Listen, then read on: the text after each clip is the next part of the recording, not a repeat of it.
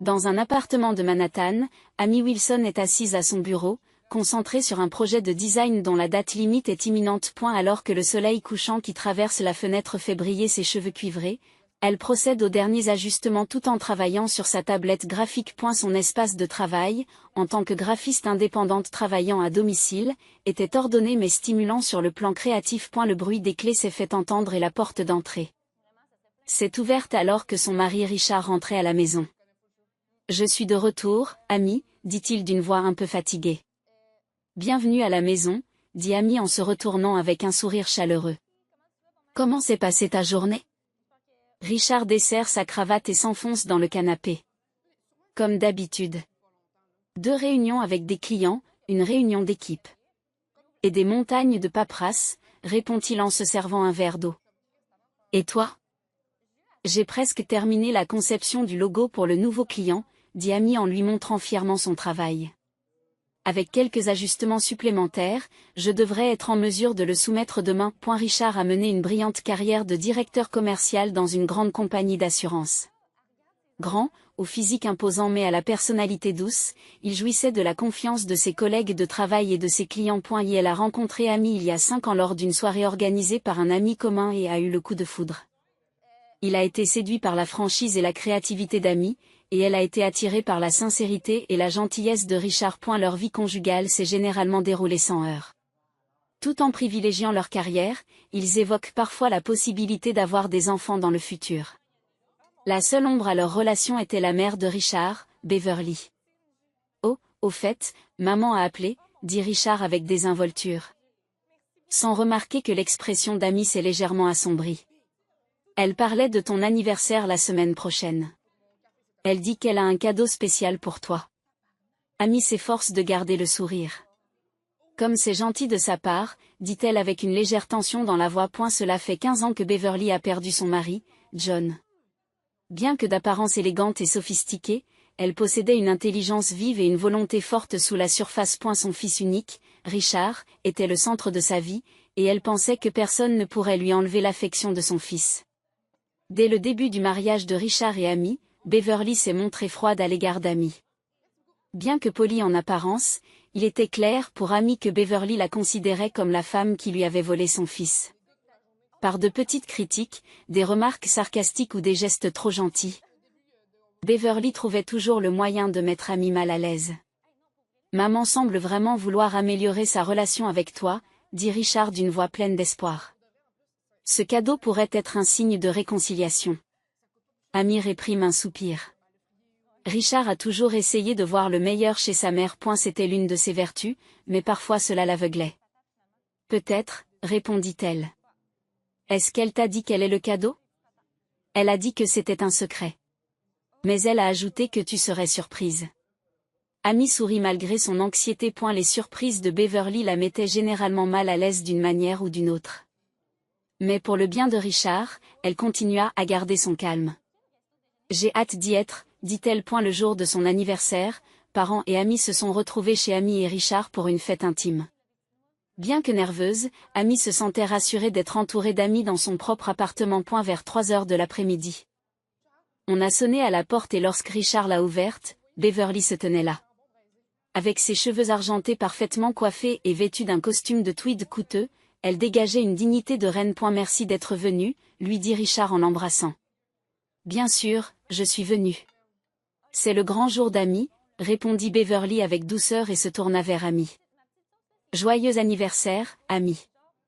Elle l'embrasse sur la joue. L'odeur de son parfum était forte et presque suffocante. Merci, Beverly, répond Amy poliment. Maintenant, tout le monde, dit Beverly en haussant la voix pour capter l'attention de toute la salle. Sortons tous pour voir le cadeau que j'ai fait à Amy. Tout le monde vient.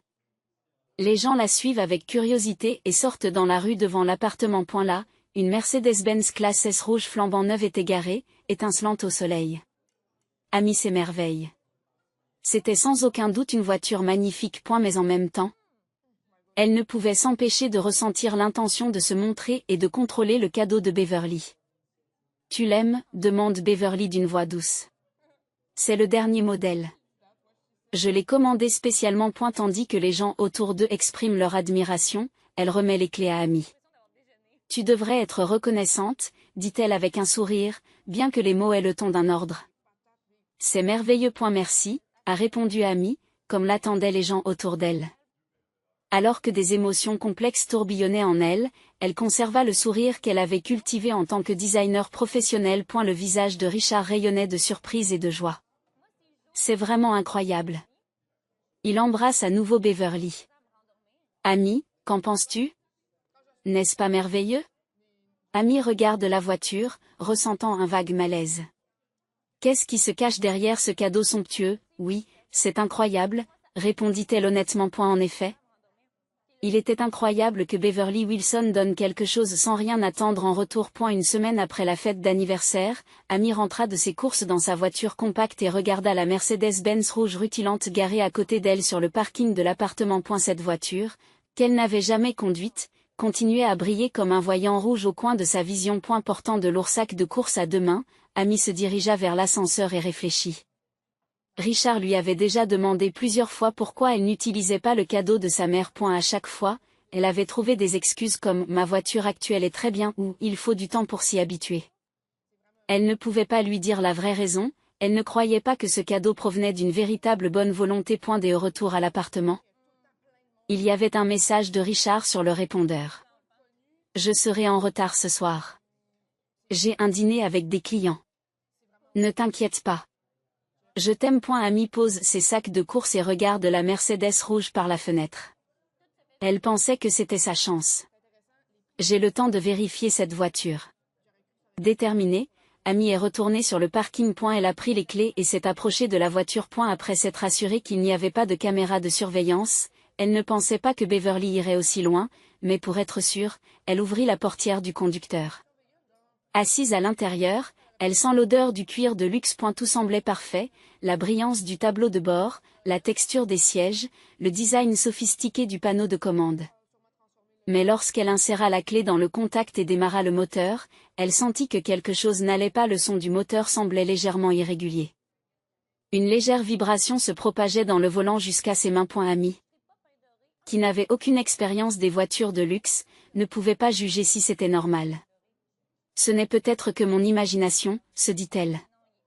Je ne suis pas une experte en Mercedes, après tout.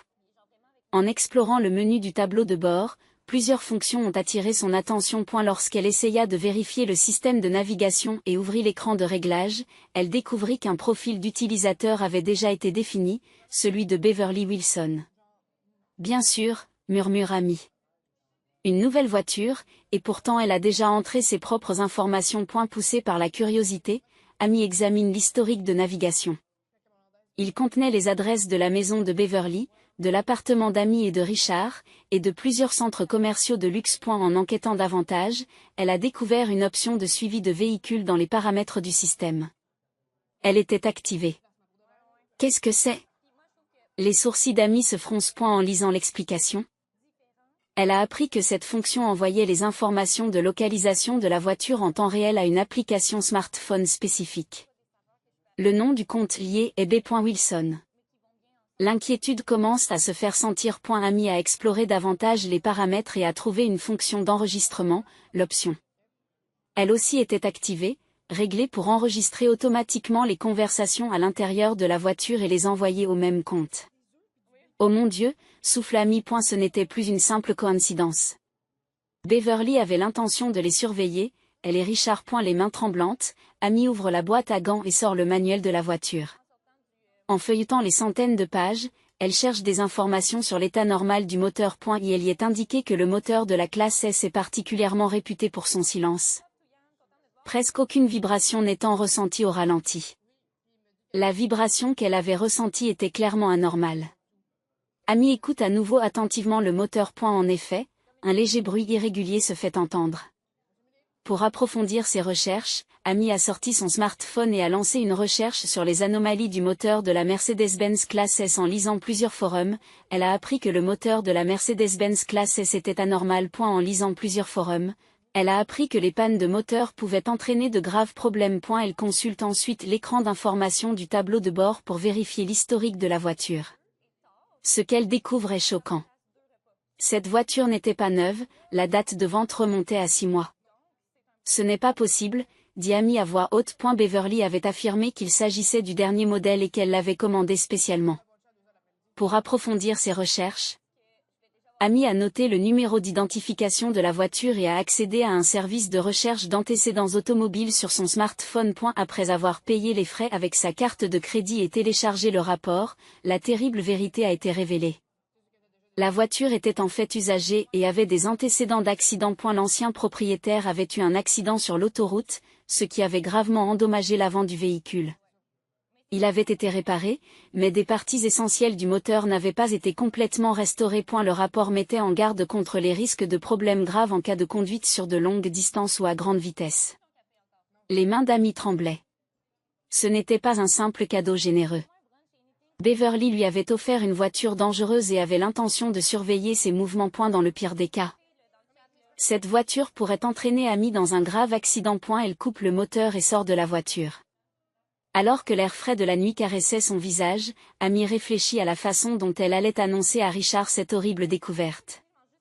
Il aimait profondément sa mère, croirait-il à une telle conspiration? De retour à l'appartement, Amy décide de commencer à rassembler des preuves. Elle prend des photos, imprime le rapport et fait des captures d'écran de la fonction d'enregistrement et des paramètres du système de suivi.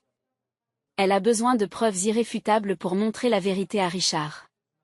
Cette nuit-là, allongée dans son lit, Amy fixe le plafond. Maintenant qu'elle connaissait le véritable but du don de Beverly, elle devait agir pour se protéger et protéger son mari. Mais elle doit encore agir avec prudence. Elle doit trouver un moyen d'échapper à cette situation dangereuse sans blesser Richard. Un matin de week-end, Richard se tenait près de la fenêtre, un café à la main, et regardait le parking. Ses yeux se posèrent sur la Mercedes-Benz rouge baignant dans la lumière du soleil matinal. Il prit une lente gorgée de café, plongé dans ses pensées. C'est étrange, se tourna-t-il vers Amy qui était assise sur le canapé. Cela fait 2 semaines que nous avons reçu cette voiture, et tu ne l'as pas conduite une seule fois. Amy lève les yeux de l'écran de son ordinateur portable et choisit ses mots avec soin. Oui, j'ai encore besoin de temps pour m'y habituer. Maman a appelé presque tous les jours. Richard s'est assis sur le canapé à côté d'Amy. Il demande si Amy aime la voiture. Y a-t-il un problème? Elle semble préoccupée. Amy respire profondément. Depuis quelques jours, elle calculait le moment opportun pour dire la vérité à Richard. Les preuves qu'elle avait rassemblées étaient irréfutables, l'historique des accidents de la voiture, les problèmes de moteur, et plus terrifiant encore, le système de surveillance installé dans la voiture. Mais compte tenu de la relation de Richard avec sa mère, il était difficile d'aborder ce sujet. Beverly pense probablement que je suis satisfaite de la voiture, dit Amy avec prudence. Mais ce n'est pas le cas, n'est-ce pas? Richard regarde Amy droit dans les yeux. Il y a quelque chose que tu ne me dis pas. Ces derniers temps, tu sembles mal à l'aise et encore plus tendu quand il s'agit de ma mère. Amy serre la mâchoire. Richard, il y a un problème avec cette voiture. Un problème? Quel genre de problème? C'est plus facile de te montrer que de t'expliquer. Amy se leva. Allons à la voiture. Ils descendent vers le parking en silence. Le cœur d'Amy bat la chamade. Elle comprend que ce qui va se passer risque de changer la vie de Richard pour toujours. Debout devant la Mercedes rouge du parking, Amy prend les clés. Montez et voyez par vous-même, dit-elle. Richard, l'air sceptique, ouvre la portière du conducteur. Qu'est-ce que je cherche exactement? Commence par démarrer le moteur, dit Amy en s'asseyant sur le siège passager. Richard inséra la clé dans le contact et démarra le moteur. Il n'était pas un expert en conduite, mais il avait eu l'occasion de monter dans des voitures de luxe pour son travail et connaissait l'état normal d'une Mercedes-Benz Classe S. Son expression commença à s'assombrir. Son visage s'est assombri. Le son est étrange, dit-il. Je sens aussi des vibrations. Oui, ce n'est pas le son d'une voiture neuve, dit Amy. Surtout pour une voiture de luxe. Richard posa sa main sur le volant, fronçant les sourcils en sentant les subtiles vibrations du moteur. Ce n'est pas du tout le cas. Mais maman a dit qu'elle était neuve. Commençons par la. Amy sort son smartphone et ouvre le rapport sur l'historique du véhicule qu'elle a sauvegardé. Regarde ça. Richard prend le smartphone et fixe l'écran. Amy pouvait voir la couleur s'échapper de son visage. C'est ça. Sa voix tremblait. Cette voiture a un historique d'accident. Et il est indiqué qu'elle a été vendue il y a 6 mois. Oui, ce n'est pas une voiture neuve, mais une voiture d'occasion qui a été réparée après un accident, dit Amy à voix basse. Des parties importantes du moteur n'ont pas été correctement réparées. C'est dangereux pour la conduite sur de longues distances. Richard regarde Amy avec incrédulité. Comment cela a-t-il pu arriver? Ce n'est pas tout. Amy a pris l'écran du tableau de bord et a ouvert les paramètres du système de navigation. Regardez ça. L'écran de réglage affichait le profil de Beverly Wilson avec le suivi du véhicule et l'enregistrement de la voix activée. L'expression de Richard s'est figée. C'est ça. Il trébucha sur ces mots. C'est un appareil de surveillance. Oui, toutes les conversations dans cette voiture sont enregistrées et envoyées sur le compte de Beverly, dit Amy. Et les informations de localisation de la voiture sont constamment envoyées sur son smartphone. Les mains de Richard tombèrent du volant sur ses genoux. Il regarde par la fenêtre, semblant essayer d'organiser ses pensées. Pourquoi maman le ferait-elle? Les mots lui manquent. Amy prend la main de son mari. Richard. Je ne veux pas accuser Beverly. Mais c'est clairement intentionnel. Donner une voiture accidentée déguisée en neuve et surveiller nos mouvements et nos conversations. La colère commence à colorer le visage de Richard. C'est inacceptable. Et elle est claire que maman a menti. Mais je ne peux pas le croire. Pourquoi maman ferait-elle une chose pareille? Je ne le sais pas non plus, répond Amy honnêtement. Mais cette voiture n'est pas sûre et notre vie privée est violée. Je pense que nous devrions la faire examiner par un professionnel. Richard éteint le moteur et pousse un profond soupir. Emmenons-la immédiatement dans un atelier de réparation indépendant. Sans rien dire à maman. Alors qu'il quittait la voiture pour retourner à l'appartement, Richard s'arrêta soudain. Depuis combien de temps es-tu au courant? Quelques jours. Répondit Amy. Je ne savais pas comment te le dire. Je ne voulais pas gâcher ta relation avec Beverly. Richard posa sa main sur l'épaule d'Amy. Tu as fait ce qu'il fallait. C'est choquant, mais j'avais besoin de connaître la vérité. Et la détermination se lit dans ses yeux. Si maman a vraiment fait ça, je vais devoir reconsidérer ma relation avec elle. Dans l'ascenseur, Richard dit tranquillement, depuis l'enfance, maman s'est beaucoup impliquée dans ma vie. Je pensais qu'elle était parfois trop protectrice, mais je ne m'attendais pas à ce qu'elle aille aussi loin. Il réussit à esquisser un sourire amer. Maman a toujours eu des exigences élevées pour mon partenaire de mariage. Mais c'est toi que j'ai choisi. Et je suis toujours fière de ce choix. Amy serre la main de son mari. Nous traverserons cette épreuve ensemble. Des retours à l'appartement. Richard prend le téléphone et contacte un atelier de réparation automobile local réputé. J'aimerais que vous examiniez une voiture demain matin à la première heure. Et elle n'explique pas les détails, se contentant d'indiquer qu'il s'agit d'une question de sécurité au travail. Après avoir raccroché, Richard a regardé Amy et lui a souri tristement. Je suis heureux que tu n'aies pas conduit la voiture. Si quelque chose était arrivé. Amy se blottit contre son mari, posant sa tête sur son bras. Que allons-nous faire maintenant? D'abord, nous devons obtenir une évaluation précise de l'état de la voiture, dit Richard avec détermination. Ensuite, il faudra avoir une conversation avec maman. La lumière du soir traverse la fenêtre, baignant la pièce d'une lueur rouge. Cette lumière rouge leur rappelle le dangereux cadeau garé dans le parking en contrebas. Le lendemain matin, Amy et Richard se sont levés tôt et ont conduit la Mercedes rouge à l'atelier de réparation automobile Morrison. Il s'agit d'un atelier indépendant réputé que Richard a appelé pour prendre rendez-vous. Tous deux étaient silencieux, anxieux de ce qui pourrait se passer. À leur arrivée à l'atelier de réparation, un homme d'un certain âge aux cheveux gris élégants les a accueillis. Je suis Tom Morrison. Celui que vous avez appelé, dit-il en lui tendant la main. Richard Wilson. Et voici ma femme, Amy, répondit Richard nerveusement. Nous sommes préoccupés par cette voiture. Morrison étudia la Mercedes rouge avec des yeux dignes. Quels sont les symptômes que vous ressentez? Le bruit du moteur est étrange, expliqua Amy. Et nous aimerions confirmer qu'il s'agit bien d'une voiture neuve. Morrison hausse un sourcil mais ne pose pas d'autres questions, se mettant directement au travail. Commençons par un diagnostic informatique. Ensuite, nous examinerons le moteur de plus près. Amy et Richard attendent dans le bureau de l'atelier. Tasse de café à la main, Richard regarde par la fenêtre. Je n'arrive pas à croire que ma mère ait pu faire une chose pareille, dit-il enfin. Surtout une chose qui mettrait ta sécurité en danger. Amy pose sa main sur la sienne. Nous ne pouvons rien affirmer pour l'instant. Attendons le diagnostic de Monsieur Morrison. Environ 1 heure plus tard, Morrison revient au bureau. Son expression était sombre et il tenait à la main un rapport de diagnostic détaillé. J'ai quelque chose à vous dire à tous les deux, dit-il en s'asseyant. Cette voiture n'est pas neuve. Elle a été fabriquée il y a au moins 9 mois. Richard se pencha en avant. Et l'état du moteur? Morrison poussa un profond soupir. Pour être franc, c'est dangereux. Les supports du moteur ont été mal réparés et plusieurs composants critiques ne sont pas d'origine. En cas de vitesse élevée ou d'utilisation prolongée, le moteur pourrait tomber en panne. Dans le pire des cas, il pourrait s'arrêter en cours de route et provoquer un grave accident. Un frisson parcourt l'échine d'Amy. C'est exactement ce qu'elle soupçonnait.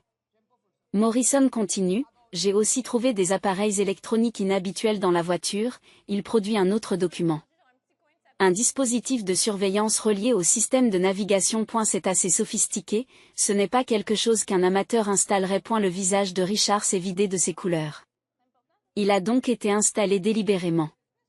Sans aucun doute, acquiesça Morrison. Ce genre de dispositif n'est généralement pas installé par les concessionnaires de voitures d'occasion. Quelqu'un a dû le commander spécialement. Amy vit l'expression de Richard se durcir. Il y avait là un mélange complexe de colère et de tristesse. Merci, Monsieur Morrison, dit Richard à voix basse. Pourrions-nous avoir cela par écrit? Le diagnostic détaillé et ses dangers. Morrison se montra compréhensif. Je recommande également de laisser la voiture ici jusqu'à ce que vous décidiez quoi en faire. Elle ne devrait pas être conduite dans cet état. Après avoir laissé les clés à Morrison et repris l'ascenseur, Richard a soudain donné un coup de poing dans le mur. Pourquoi? Sa voix tremblait de colère et de tristesse. Pourquoi maman ferait-elle une chose pareille? Amy a pris son mari dans ses bras. Elle n'a pas de réponse. Elle ne pouvait que soutenir son cœur blessé. Je dois voir ma mère, dit Richard d'une voix fermement décidée. Il faut que je la voie tout de suite. Cet après-midi-là, Amy et Richard se rendent à l'appartement luxueux de Beverly. Dans la voiture, Richard garde le silence et Amy ne perturbe pas ses pensées. En arrivant à l'immeuble de Beverly, le portier les accueille dans le hall d'entrée. Monsieur et Madame Wilson, soyez les bienvenus, dit-il joyeusement. Dois-je vous annoncer à Madame Wilson? Non. C'est une surprise, força Richard à sourire. Maman sera ravie de nous voir. Ils prirent le luxueux ascenseur jusqu'au dernier étage et se présentèrent devant la porte du penthouse de Beverly. Richard sonna à la porte et Beverly ouvrit elle-même la porte. Richard. Amy. Quelle belle surprise, dit-elle en feignant la joie. Cependant, ses yeux remarquèrent rapidement l'expression sévère de leur visage et son sourire s'effaça. Quelque chose ne va pas? Parlons à l'intérieur, dit Richard d'une voix froide. Beverly les conduisit avec anxiété jusqu'au salon. Dois-je faire du thé? Amy répond tranquillement, non, merci. Une fois les 3 personnes assises sur le canapé, Richard sortit le rapport de diagnostic de Morrison. Maman, il faut qu'on parle de la voiture que tu as offerte à Amy, dit Beverly, tendue momentanément, mais vite calmée. Cette merveilleuse voiture. Amy l'a aimée? Richard la regarde droit dans les yeux, tu as dit qu'elle était neuve. Bien sûr, virgule. Sourit Beverly. J'ai commandé le dernier modèle. Richard place le rapport de diagnostic devant elle. C'est un mensonge, dit-il d'une voix tremblante. Ce n'est pas une voiture neuve, mais une voiture d'occasion avec des antécédents d'accident. Le moteur est dans un état dangereux et pourrait provoquer un grave accident sur une longue distance. L'expression de Beverly se figea un instant. L'expression de Beverly s'est figée un instant, ce n'est pas possible. Je l'ai acheté chez un concessionnaire agréé. Ce n'est pas tout, dit Amy à voix basse. Des dispositifs de surveillance ont été installés dans la voiture, réglés pour enregistrer toutes les conversations et les envoyer sur votre smartphone. C'est ridicule, se lève Beverly. Je voulais juste faire un beau cadeau. Richard se lève également, faisant face à sa mère. Ça suffit, maman. Toutes les preuves sont là, virgule. Il produit d'autres documents. Ce sont les documents d'achat de la voiture. Vous avez acheté cette voiture à un vendeur de voitures d'occasion et vous avez fait installer des dispositifs de surveillance après qu'elle ait été réparée. Le visage de Beverly s'est vidé de ses couleurs. Elle s'est effondrée sur le canapé et est restée silencieuse pendant un moment. Finalement, elle lève la tête. Il y avait dans ses yeux une froideur qu'il n'avait jamais vue auparavant. « Tu mérites une meilleure femme, dit-elle à Richard. Cette femme te manipule. » Maman, Richard ne pouvait plus contenir sa colère. « Amy est ma femme. Et c'est toi qui as mis sa vie en danger. Cette voiture est parfaitement sûre, affirme Beverly. Elle peut avoir quelques problèmes, mais rien de fatal. Pas mortel, dit Amy avec incrédulité. Monsieur Morrison a dit que le moteur pouvait s'arrêter pendant la conduite à grande vitesse. Et alors? La voix de Beverly est soudain devenue froide. Je voulais juste l'éliminer en faisant croire à un accident. Un silence terrible s'abattit sur la pièce. Richard fixe sa mère, essayant de comprendre ses paroles. Toi, essaie de me tuer. La voix d'Amy était faible. Beverly haussa les épaules. Je n'ai pas réfléchi aussi loin. J'ai juste pensé que tu pourrais avoir peur et arrêter de conduire la voiture. Elle deviendrait alors la propriété de Richard. Elle sourit à Richard. C'était pour toi, mon fils. Le visage de Richard exprimait l'horreur et le dégoût. C'est la fin, maman, dit-il d'une voix tremblante. Notre relation s'arrête ici. Richard. Beverly se lève précipitamment. Tu es mon seul fils. Tu m'abandonnerais pour cette femme. Amy n'est pas cette femme, dit Richard doucement mais fermement. Elle est ma femme et ma compagne. Et maintenant que tu as essayé de la blesser, je ne peux plus t'appeler mère. Le visage de Beverly se contorsionne. Tu vas le regretter. Menaça-t-elle. Elle n'est pas digne de TOI. À au revoir, maman, dit Richard en prenant la main d'Amy. Ne nous contactez pas. Nous parlerons par l'intermédiaire des avocats. Alors qu'il se dirigeait vers la porte, Beverly lança une dernière remarque. Je voulais juste te protéger, Richard. Mais Richard ne s'est pas retourné. Lorsqu'ils sont entrés dans l'ascenseur et que les portes se sont refermées, il a poussé un long soupir. C'est fini, dit-il d'une voix fatiguée. Amy posa sa tête sur l'épaule de son mari. Est-ce que ça va? Non, pas du tout, répondit Richard honnêtement. Mais les choses vont s'améliorer à partir de maintenant. Il serre la main d'Amy. Traversons cette épreuve ensemble. En quittant le bâtiment, ils ont été étreints par un doux coucher de soleil. Un an plus tard, Amy et Richard prenaient leur petit déjeuner dans le jardin de leur nouvelle maison de banlieue. La douce lumière du matin éclairait les fleurs du jardin et le gazouillis des oiseaux était agréable. Encore du café, demande Richard, la cafetière à la main. Merci, dit Amy en souriant et en tendant sa tasse.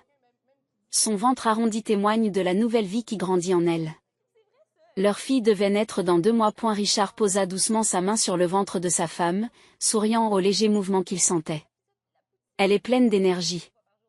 Oui, elle bouge, qu'il soit minuit ou qu'il fasse jour, dit Amy en riant. Tout comme toi. Leur vie a radicalement changé au cours de l'année écoulée. Après la confrontation avec sa mère, Richard a commencé à voir un conseiller psychologique pour aborder la question de sa relation avec sa mère. Comprendre la limite entre l'amour et le contrôle d'une mère n'était pas facile. Mais la thérapie l'aidait progressivement à surmonter les souffrances du passé. Ils ont emménagé dans leur nouvelle maison il y a 6 mois. Quitter leur appartement de Manhattan pour une maison spacieuse avec un jardin marquait un nouveau départ. Amy poursuit son travail de styliste à domicile tout en préparant l'arrivée du bébé. Richard travaillait dans la même entreprise, mais avait commencé à donner la priorité à l'équilibre entre vie professionnelle et vie privée. Je finirai de peindre la chambre du bébé cet après-midi, dit Richard en prenant une bouchée de pain grillé. L'association du lilas et de la crème était une idée brillante. En tant que designer, j'en suis fière, dit Amy en faisant un clin d'œil. Cette chambre sera parfaite. Leur conversation fut interrompue par la sonnerie du téléphone. Richard regarde l'écran et son expression se crispe légèrement. C'est maman. Amy étudie l'expression de son mari. Sa relation avec Beverly reste compliquée. Depuis l'incident, Richard avait gardé ses distances, mais n'avait pas réussi à couper complètement les ponts, se contentant d'un coup de fil mensuel. Sur les conseils de professionnels, il avait décidé de maintenir un contact limité. Richard répond au téléphone. Après une brève conversation, il le raccroche. Maman dit qu'elle veut envoyer quelque chose pour le bébé, dit-il avec une expression complexe. C'est. Amy choisit ses mots. Ne t'inquiète pas, dit Richard en prenant la main de sa femme. Je ne laisserai plus maman nous manipuler. Si elle envoie quoi que ce soit, je le vérifierai d'abord. Amy acquiesce, rassurée. Beverly semblait avoir un peu adouci son attitude en apprenant l'existence de son petit-fils. Cependant, Amy ne lui fait toujours pas entièrement confiance. Je sais que tu me protégeras, moi et notre enfant, dit-elle doucement. Richard prit sa femme dans ses bras. Nous sommes une famille. Il y aura encore des difficultés. Mais nous les surmonterons ensemble. Le soleil du matin s'est levé, annonçant le début d'une nouvelle journée. Bien que les ombres du passé n'aient pas complètement disparu, Amy et Richard continuent d'avancer. Et la nouvelle vie qui allait bientôt naître leur apporterait un nouvel espoir et une nouvelle joie.